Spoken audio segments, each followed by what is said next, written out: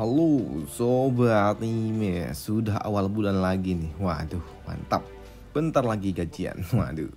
Dalam kesempatan kali ini kita lanjutkan lagi yuk Martial Peak. Langsung aja kita gaskun. Mereview sedikit dari part sebelumnya. Yangkai yang tiba di sekte Soaring Heaven ternyata pimpinannya adalah leluhur dari sekte Sky Heaven. Di tempat ini juga Yangkai pun mendapatkan suatu fasilitas alkemis dan menjadi seorang alkemis yang dapat membuat pil di tingkat sains di kualitas rendah. Dan hal itu pun membuat Yangkai mendapatkan suatu permintaan dari para master lainnya untuk membantu mereka membuat pil dari bunga 1000 tahun. Walaupun usaha untuk mendapatkan bunga itu penuh perjuangan, Yangkai pun memutuskan untuk dapat membantu para master ini untuk dapat menembus ranah sains. Dan petualangan Yangkai untuk mendapatkan bunga 1000 tahun pun dimulai ketika ia tiba di kaki gunung. Dan tiba-tiba saja, terjadilah suatu ledakan efek akibat pertarungan para master yang ada di ranah transcendent. Tapi karena ini bukanlah pertarungan mereka, di sini Changyan pun berusaha untuk tidak terlibat di dalam pertarungan itu dan memutuskan untuk memutar arah. Mereka yang mengambil jalan memutar pun akhirnya memutuskan untuk berjalan kaki karena ini akan lebih aman, karena memang mulai saat ini tempat ini akan banyak sekali pertarungan terjadi ke depannya. Namun karena hari telah gelap, mereka pun memutuskan untuk beristirahat terlebih dahulu sebelum mereka melanjutkan perjalanan menuju kota Floating Cloud. Karena memang hari di mana bunga itu akan mekar masih membutuhkan beberapa minggu lagi. Yangkai yang sedang beristirahat, ia pun dipanggil oleh Mina. Di sini Mina pun bertanya kepada Yangkai tentang siapa master dari Yangkai yang telah mengajarinya alkemis. Tapi di sini Yangkai pun enggan memberitahunya. Dan kampretnya Yangkai pun malah mengatakan kalau masternya telah tewas. Di sela-sela pembicaraan mereka, tiba-tiba saja ada sesuatu yang bergerak ke arah mereka. Dan trot, benda itu pun masuk ke dalam tubuh Yangkai. Dan itu pun sangat mengejutkan Mina. Dan Mina akhirnya pun berteriak, yang membuat para master pun datang dan bertanya tentang apa yang terjadi. Namun melihat tentang apa yang terjadi di depan matanya terhadap Yangkai, di sini para master pun malah tertawa dan merasa kasihan terhadap seorang master yang mencoba untuk mengambil alih tubuh Yangkai. Karena master itu sepertinya telah salah orang. Dan ternyata benda yang memasuki tubuh Yangkai adalah jiwa seorang master yang berhasil melepaskan roh dari tubuh fisiknya. Dan sayangnya ia malah salah tempat. Master ini yang ada di dalam lautan pengetahuan milik Yangkai, ia pun meminta maaf dan berjanji kalau ia akan keluar dari tempat ini dan tidak akan memberitahu siapapun kalau tubuh yang ia masuki ini memiliki lautan pengetahuan yang terbakar. Dan untuk meyakinkan Yangkai, ia juga mengatakan kalau dirinya dan juga kelompoknya telah diserang oleh sekelompok master lainnya. Dan hal itu memaksa ia harus melepaskan jiwanya karena ia terancam bakalan tewas seperti teman-temannya. Tapi di sini Yangkai pun bodoh amat dan trot. Ia menyerap jiwa orang yang ada itu menggunakan mata dajalnya. Yangkai yang tersadar kembali dari pingsannya, ia pun menjelaskan tentang informasi yang baru saja ia dapatkan. Kalau di sekitar mereka saat ini banyak sekali para pemburu yang sedang mengincar para kultivator untuk mengurangi saingan pemburuan bunga iblis. Tapi di sini para master pun juga tidak dapat mempercayai informasi itu begitu saja. Bisa saja informasi itu adalah palsu dan akan malah menuntun mereka ke dalam suatu jebakan yang telah disiapkan oleh mereka. Lantas mereka pun memutuskan untuk melanjutkan perjalanannya. Namun di dalam perjalanan tiba-tiba saja seorang master ahli pemanah milik sekte Soaring Heaven pun tiba-tiba saja menghilang. Dan di sini Changyan pun juga tahu kalau mereka telah diincar oleh pihak musuh. Dan di sini Changyan pun meminta kepada salah seorang master lainnya, yaitu Li Wan, untuk segera bergerak. Dan tiba-tiba saja terdengar suara teriakan yang bergetar di tengah hutan. Tapi di sini Changyan pun juga tahu kalau kelompok yang mengincar mereka sepertinya jumlahnya cukup banyak. Lantas untuk memancing mereka untuk segera keluar, di sini Changyan pun mengeluarkan artefak tingkat sainsnya. Begitu juga dengan MILF ini. Dan hal itu pun membuat Li Wan menjadi kesal. Lah, kok iso rekan-rekannya ini memiliki artefak tingkat sains? Ya, MILF ini pun mengatakan kalau mereka hanya menemukan 2 buah saja saat sedang menjalankan suatu misi di gua misterius. Tapi mereka pun juga mendapatkan suatu artefak tingkat roh, dan jika Li Wan menginginkannya maka ia akan memberikannya. Dan ternyata pembicara mereka pun berhasil memancing para kang begal untuk segera muncul dan mencoba untuk meraih artefak milik para master. Namun begitu mereka muncul, cerat, mereka semua pun langsung tumbang terkena anak panah. Melihat musuhnya begitu cepat dihabisi oleh Fei Jia, si pemanah tua, membuat Li Wan pun menjadi kesal. Ia pun tidak terima jika artefak tingkat rohnya bakal diambil alih oleh rekannya itu. Hal itu pun membuat mereka pun beradu kecepatan, siapa yang paling banyak membunuh maka akan berhak untuk mendapatkan artefak itu. Ya, namun pada akhirnya Fei Jian lah yang memang mengeksekusi para kang begal dalam jumlah yang sangat banyak dan memaksa Li Wan harus merelakan artefak itu. Mereka yang terus berjalan pada malam harinya membuat mereka pun pada pagi harinya tiba di kota Floating Cloud.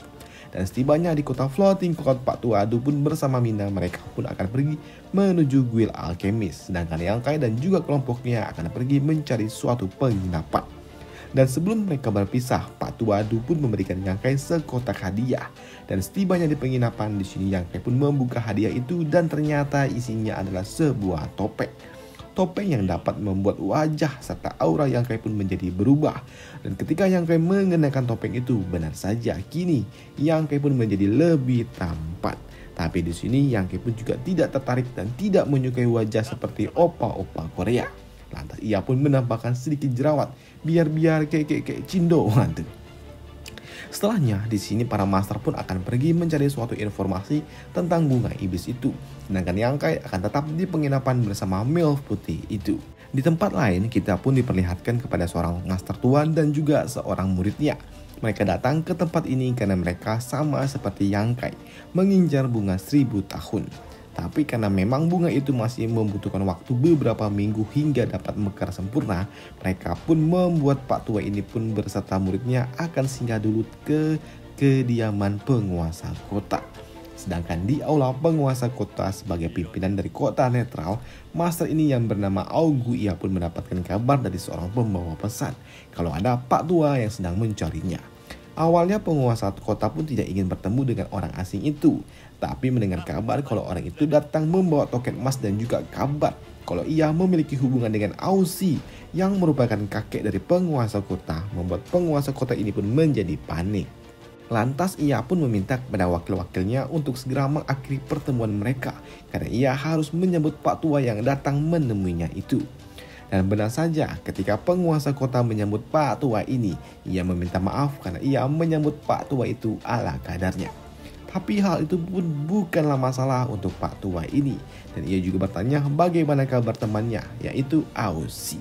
Namun sayangnya penguasa kota pun mengatakan kalau kakeknya telah tewas 100 tahun lalu.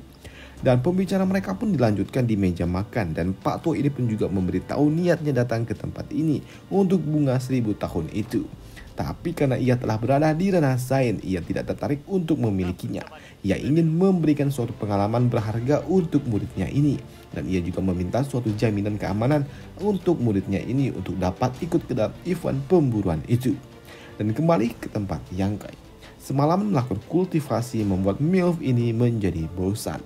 Ia mengajak Yang Kai untuk pergi berkeliling. Awalnya Yang Kai pun menolaknya karena memang sesuai dengan apa yang diminta oleh para seniornya untuk tetap di penginapan. Tapi di sini MILF ini mengatakan santuy-santuy saja.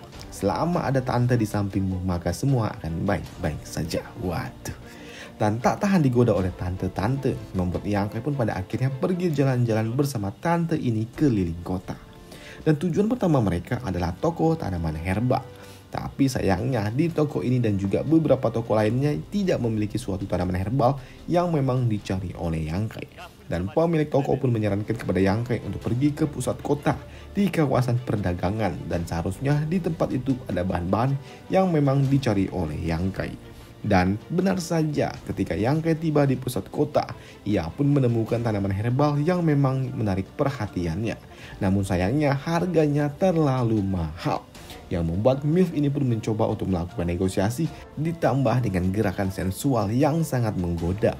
Yang berhasil membuat pedagang itu pun menjadi luluh dan menjualnya dengan harga murah. Dan setelahnya mereka pun melanjutkan perjalanannya berputar-putar. Mereka yang berkeliling menemukan suatu keramaian dan keramaian itu ternyata berasal dari sekelompok orang yang berbondong-bondong melakukan negosiasi dengan benda herbal yang dijual oleh seorang pedagang.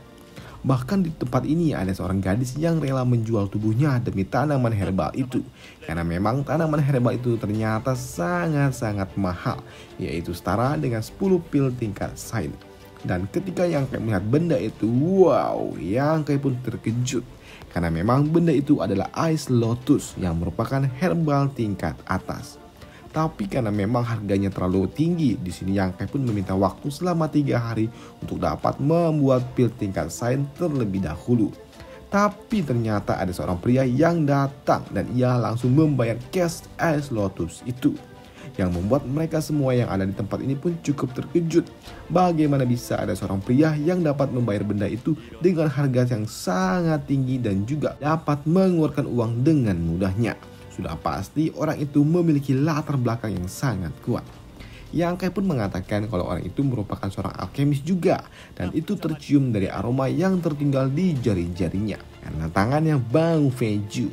Maaf. Tapi karena mereka telah kehilangan kesempatan untuk dapat mendapatkan Ice Lotus, di sini Yang Kai pun memutuskan untuk pergi kembali berkeliling pasar untuk lihat-lihat. Dan kembalilah Yang Kai menemukan suatu kerumunan lagi. Dan ternyata kerumunan itu berasal dari seorang pedagang yang baru saja tiba. Dan ia membawa benda yang terlihat memang cukup menarik bagi Yang Kai, yaitu Earth Fire Core. Di sini Yang Kai pun juga tahu kalau benda itu sangatlah berharga dan harganya juga tidak terlalu mahal. Di sini Yang Kai pun memutuskan untuk berebut untuk mengambilnya. Dan dar! Terjadilah suatu ledakan ki di mana Yang Kai berebut dengan seseorang dan ternyata orang itu adalah bocah ini lagi. Karena keduanya sama-sama memiliki mata yang bagus dan tahu kalau benda ini sangatlah berharga, membuat keduanya pun ingin memilikinya. Tapi ketika ada tangan ketiga yang ingin merebutnya juga, bam! Ia dihempaskan oleh Yang Kai dan juga pria berbaju putih itu. Namun karena bocah yang dihempaskan itu merasa kalau dirinya memiliki suatu reputasi yang bagus, bocah kampret ini yang bernama Nichong ia kembali menegaskan kalau ia menginginkan benda itu juga. Tapi merasa diacuhkan oleh Yang Kai dan juga bocah berbaju putih yang tidak memperdulikannya, membuat si kampret ini pun menjadi geram dan mencoba untuk mendekati mereka lagi. Tapi begitu ia mendekat, dar! Bocah kampret itu pun langsung dihajar oleh Yang Kai. Bukan cuma dihajar oleh Yang Kai, bocah itu pun juga harus kehilangan tangannya karena dipotong oleh si bocah berbaju putih. Dan warga pun yang melihat insiden itu, mereka pun pasrah. Dan sepertinya akan ada suatu masalah yang menimpa Yang Kai dan juga bocah putih itu. Karena memang bocah Nichong itu memiliki suatu latar belakang yang memang sangat disegani di kota ini. Tapi di sini Yang Kai dan juga bocah itu pun juga tidak peduli. Mereka berdua pun tahu kalau orang yang ada di hadapannya sama-sama alkemis. Dan mereka berdua pun memutuskan untuk bertarung alkemis. Mereka yang bertarung alkemis, mereka pun menjanjikan siapa yang menang maka berhak mendapatkan pil ini. Dan hal itu pun akhirnya mereka setuju yang membuat mereka pun melanjutkan pembicaraan di tempat lain. Dan di penginapan Yang Kai tanpa bertele-tele, mereka berdua pun langsung membuat pil haram. Dan keduanya pun terlihat sangat mengesankan dalam hal alkemis yang membuat si tante ini tercengang. Ya, walaupun bocah putih itu berhasil terlebih dahulu menyelesaikan pil ini dan kualitasnya adalah pil di tingkat roh, tapi di sini Yang Kai pun merasa kalau dirinya masih juga belum kalah. Walaupun ia sedikit terlambat, tapi kualitas pil haram yang dibuat oleh Yang Kai ternyata memiliki efek yang lebih baik daripada pil yang dibuat oleh bocah berbaju putih itu. Dan di sini merasa dirinya sudah kalah dalam pertarungan alkemis. Ia pun tidak keras kepala dan ia mengaku kalau dirinya telah kalah dari Yang Kai.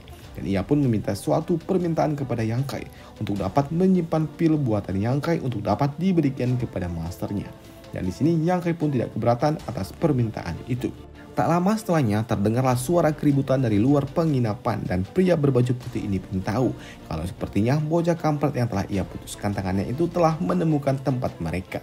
Dan lantas Doi pun dengan sangat pedenya menghampiri mereka. Dan ternyata bocah Nichong itu pun datang membawa tantenya yang dirumorkan kalau dekat dengan salah seorang pengawas kota. Mendapatkan ancaman dari tante girang ini ternyata tidak dapat membuat pria berbaju putih ini takut. Bahkan Doi pun menganggap herbal yang ia rebutkan itu lebih berharga daripada nyawa dari bocah berbaju putih. Dan hal itu tentu saja membuat Tante Girang ini pun merasa kesal dan ingin menghajarnya. Tapi sebelum hal itu benar-benar terjadi, bocah itu pun memberikan tokennya kepada si tante itu, yang membuat Tante Girang itu pun langsung terkejut. Mendengar kalau bocah itu memiliki token naga, membuat MILF putih ini pun tahu dan sadar kenapa bocah itu masih dapat bersikap sombong setelah ia menyinggung Tante Girang itu. Tante Girang ini sepertinya sama, ia juga tidak dapat mengambil suatu resiko. Lantas ia pun menyuruh bawahannya untuk melaporkan hal ini kepada pengawas kota untuk memeriksa apakah token ini asli ataupun tidak.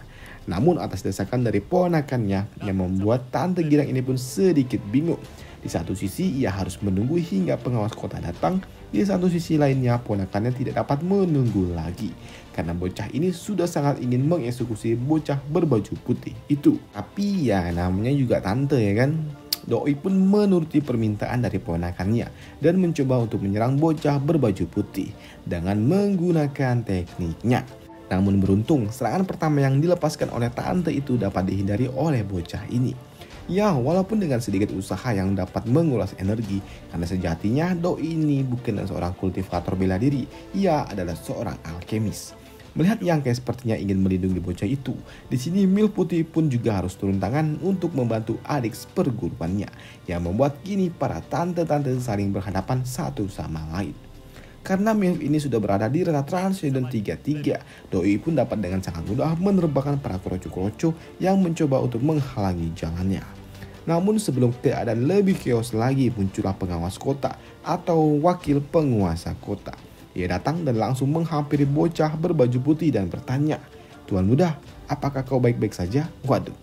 Dan itu pun sangat mengejutkan mereka semua yang ada di tempat ini.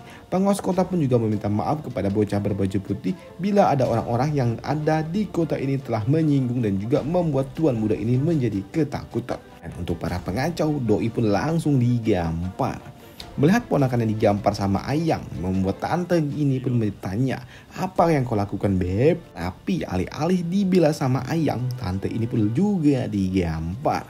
Bukan cuma digampar, pengawas kota pun juga mengusir tante itu keluar dari kota ini bersama ponakannya. Yang membuat Tante Girang ini pun mohon untuk tidak melakukan hal itu. Tapi sayangnya keputusannya telah bulat. Pengawas kota tidak dapat menyinggung Tuan Muda dari seorang murid Grandmaster Alkemis terbaik di dunia hanya demi melindungi Tante Girang itu. Yang membuat Tante Girang itu tidak memiliki suatu pilihan lain selain meninggalkan kota. Sedangkan Yangkai dan juga MILF putih, mereka pun juga diundang untuk pergi menemui penguasa kota. Tapi di sini Yangkai pun memutuskan untuk kembali ke penginapannya saja. Dan setibanya di kediamannya, bocah putih ini pun langsung menemui masternya dan melaporkan kalau ia telah kalah dalam pertarungan alkemis dengan seorang bocah. Dan bocah itu berhasil membuat pil ini. Melihat pil haram yang dibuat oleh Yangkai, membuat Pak Tua ini pun cukup terkesima dengan hasil karya Yangkai. Ya, walaupun pil itu telah dibuat dengan metode yang asal-asalan dan juga terkesan sangat kuno, tapi hasilnya memang sangat bagus. Tapi jika saja ia memiliki seorang master yang dapat membimbingnya, sudah pasti orang yang membuat pil ini akan menjadi seorang alkemis yang sangat luar biasa. Dan sayangnya, bocah itu sepertinya tidak belajar alkemis dari seorang guru, dan sepertinya ia belajar dari buku kuno.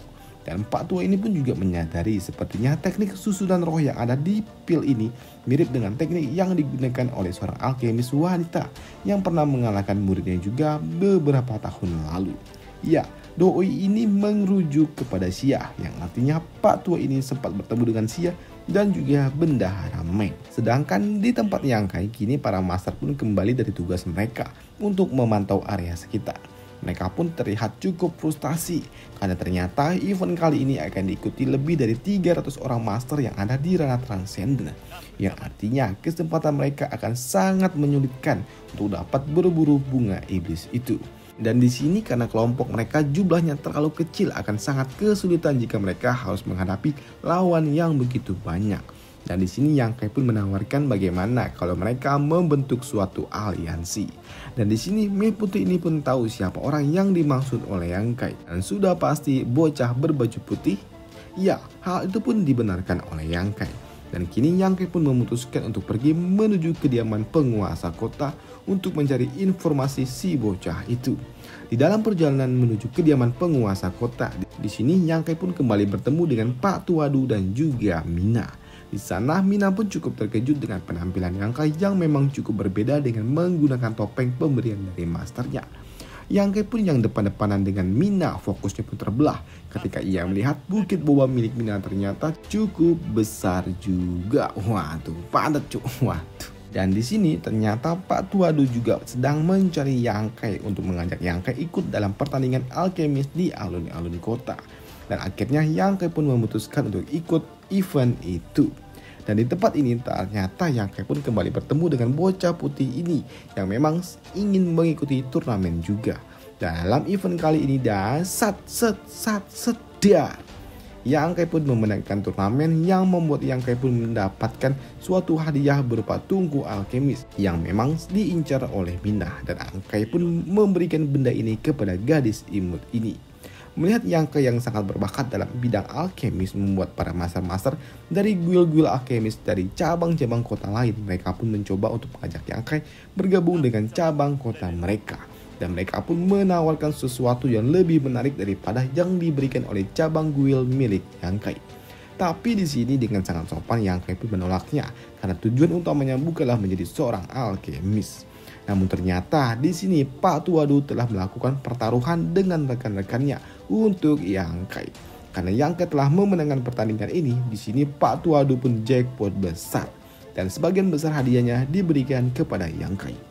Dan keesokan harinya, hari yang ditunggu-tunggu telah tiba, di mana event pemburuan bunga 1000 tahun akan segera dimulai.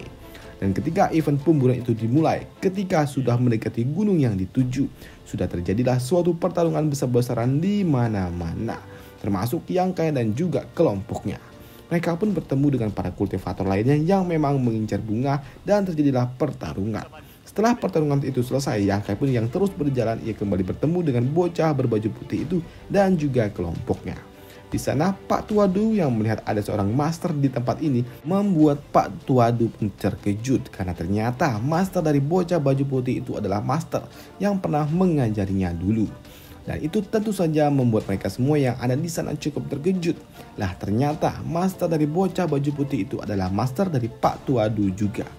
Pak Tua ini pun juga merasakan kalau ia merasakan aura yang tidak asing dari Yang Kai.